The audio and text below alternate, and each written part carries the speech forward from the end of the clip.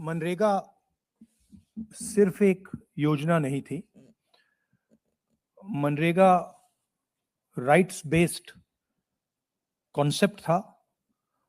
मनरेगा से देश में करोड़ों लोगों को एक मिनिमम वेज मिलती थी, जिसके नीचे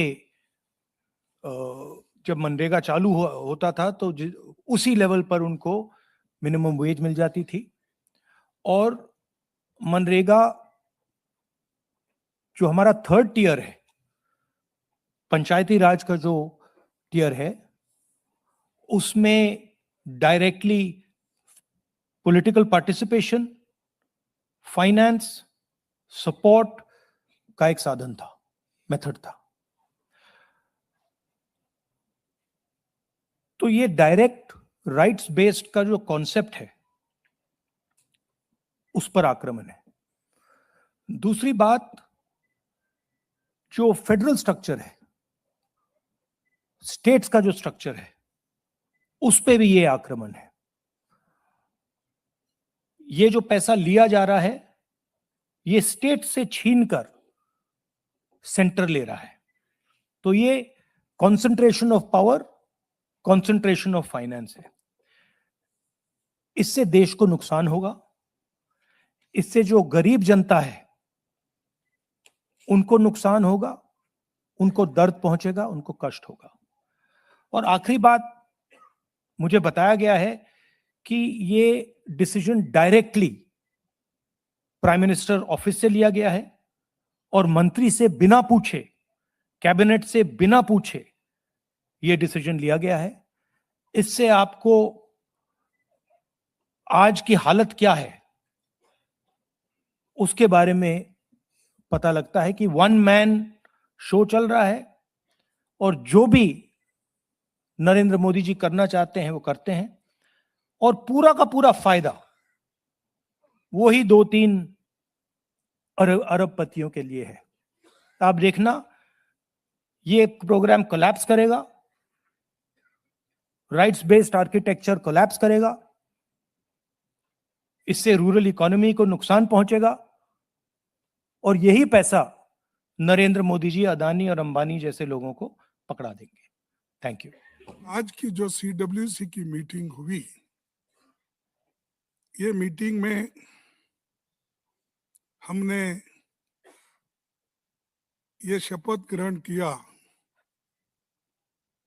कि मनरेगा योजना को प्रमुख बिंदु बनाकर सारे देश में एक बहुत बड़ा आंदोलन करने का निर्णय लिया। और उस जो शपथ विधि में हमने 5 बिंदुओं पर अपनी बात रखी। ये मैं पूरा पढ़ने से ये अच्छा होगा कि आपको सर्कुलेट किया जाएगा, तो ये अच्छा होगा। हम शपथ लेते हैं कि भारतीय राष्ट्रीय कांग्रेस पार्टी अग्रणी भूमिका लेते हुए 5 जनवरी से मनरेगा बचाओ अभियान की शुरुआत करेगी।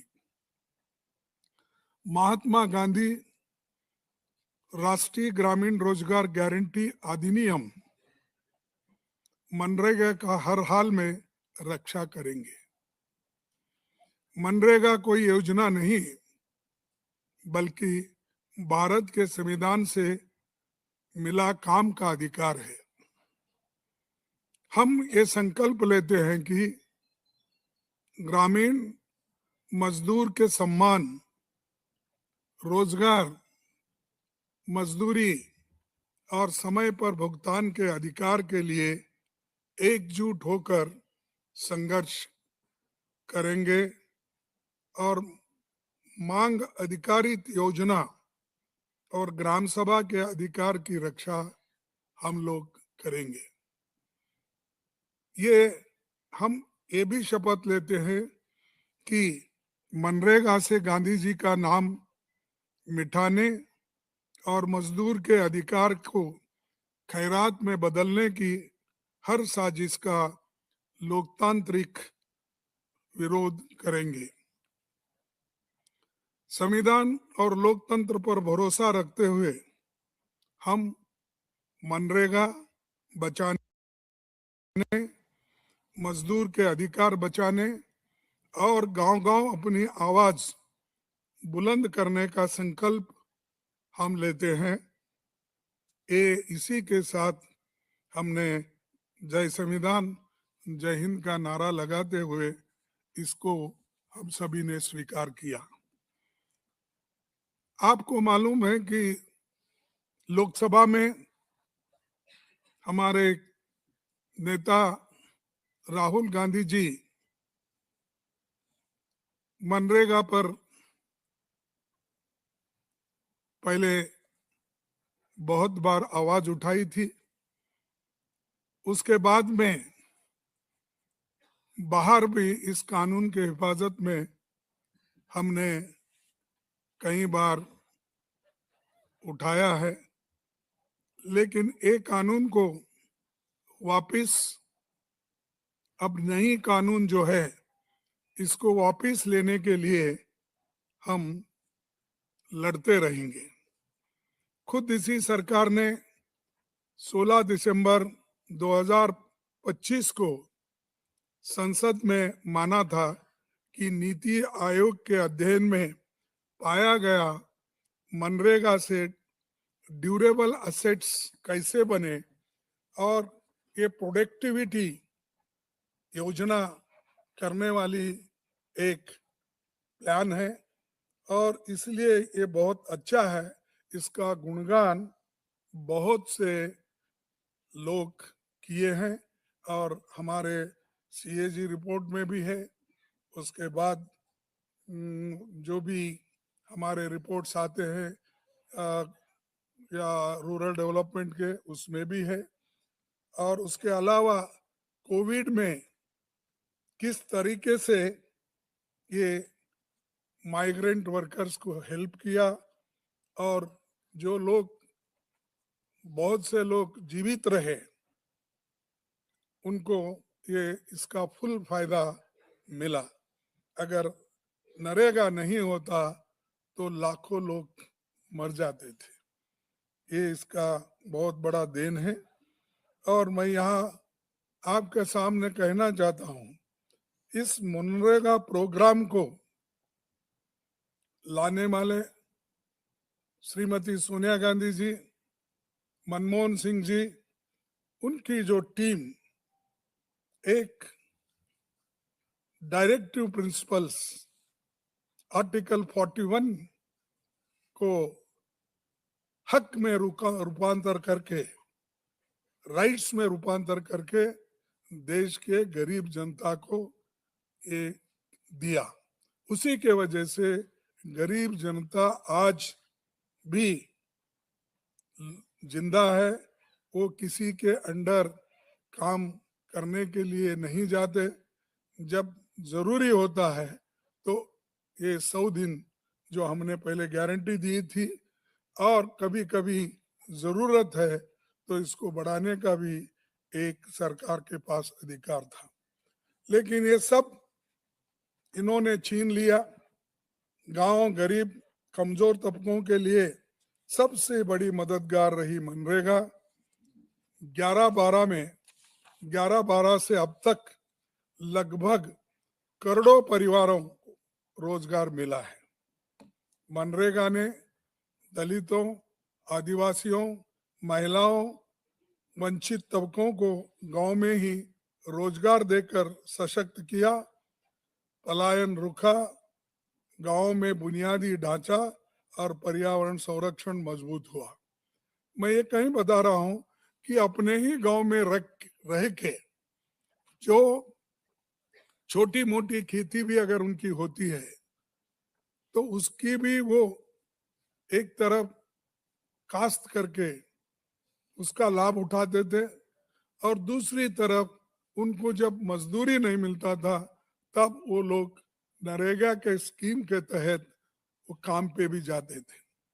लेकिन ये सरकार गरीबों का हक छीनने में बहुत उन्होंने प्रयास किया है और इससे देहातों में ही नहीं, जो लोग इस पर निर्भर थे वो सब लोग आज बहुत गुस्से में हैं और इसका वो गुस्सा जो है इनके ऊपर बहुत भारी पड़ेगा। जैसा कि किसानों के 3 काले कानून थे उसको रद्द करने के लिए जो किसानों ने लड़ाई लड़ी, हमने लड़ाई लड़ी और जो पार्लियामेंट में राहुल गांधी जी, हम सभी लोग, इवन अपोजिशन पार्टी के लोग भी हमारे साथ आए, लड़े, उसी लिए उनको वापस लेना पड़ा और किसान भी भारी आंदोलन करे। उसका ये एक नमूना आपके सामने पेश कर रहा हूँ। इसीलिए श्रमिकों की मजदूरी का 100% भुगतान केंद्र सरकार करता था, यानी 90% सेंट्रल गवर्नमेंट देती थी, 10% स्टेट गवर्नमेंट। आज वो 60% सेंट्रल गवर्नमेंट और 40% स्टेट गवर्नमेंट। इसका मतलब है कि स्टेट गवर्नमेंट पे भारी बोझा, आर्थिक बोझा उसके ऊपर पड़ेगा और आर्थिक बोझा पड़ने के बाद कोई डेवलपमेंट नहीं होगा स्टेट में। और ये एक तरफा निर्णय लिया गया है, ना वो स्टेट गवर्नमेंट को पूछे, ना लोगों को पूछे, ना स्टेक होल्डर से पूछे, ना और जो इससे बुरी हालत में रहने वाले लोगों का भी, यानी पंचायत के मेंबर्स या तालुका या जिला पंचायत, किसको भी उन्होंने विश्वास में लेके ये कानून नहीं लाया। सिर्फ गरीबों को कुचलने के लिए और उनको दबाने के लिए ये कानून लाया गया है।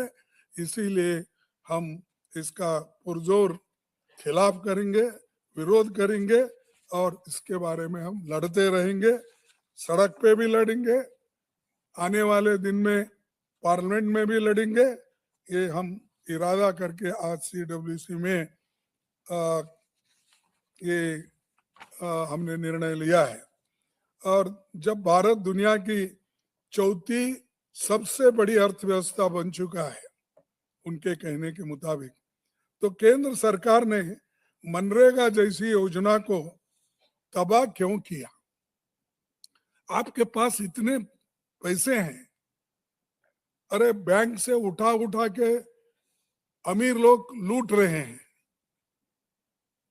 और जैसा कि अदानी, अंबानी, बहुत से लोग, इतने लोग हैं, जितना चाहे वो उतना बैंक से लोन लेते हैं, डुबाते हैं, फिर दूसरे का जाते हैं, तो इतने पैसे बैंक से वो निकाल के उनको दे रहे हैं। क्या मजदूरों के लिए आपके पास 30% और उनको देने का आपके पास पैसे नहीं थे? हिम्मत नहीं है आपकी? तो इसका मतलब ये है कि वो गरीबों के तरफदारी नहीं करते, वो सिर्फ अमीर लोगों के साथ है और अमीर लोगों के साथ रहने वाला वो कभी गरीब का साथ नहीं देगा। इसीलिए गरीबों की बाजू हम लेकर लड़ रहे हैं और लड़ते रहेंगे।